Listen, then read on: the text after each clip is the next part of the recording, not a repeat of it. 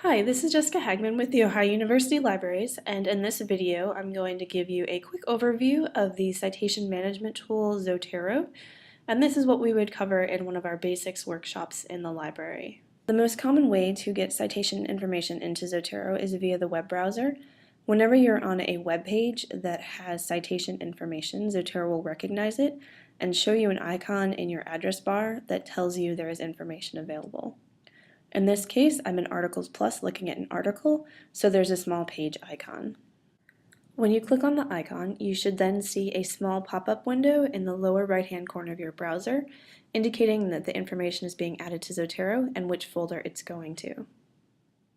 This method will work on lots of different kinds of websites, including library catalogs like Alice, journal article websites such as Taylor and Francis or other publishers, and then also on newspaper websites, on Amazon, on YouTube, lots of different kinds of websites will have metadata that Zotero can recognize.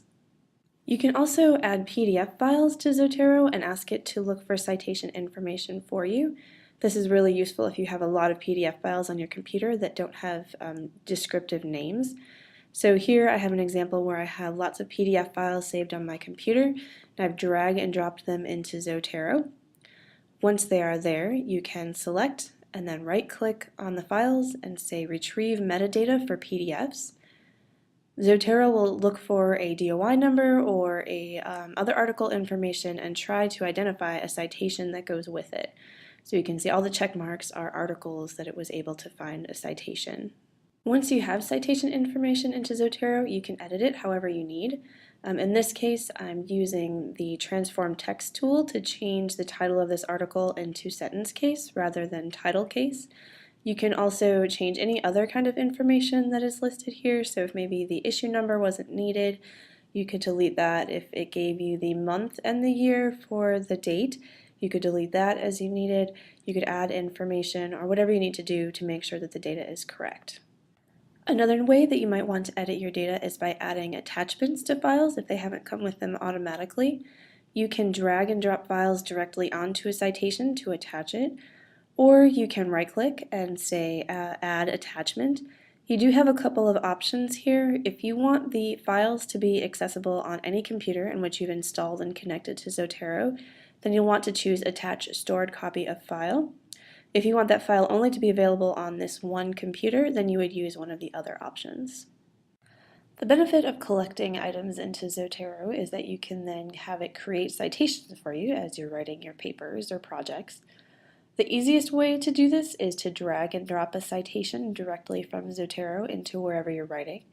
In this case, I'm writing in a Google Drive document, and I can just drag and drop to create a citation here.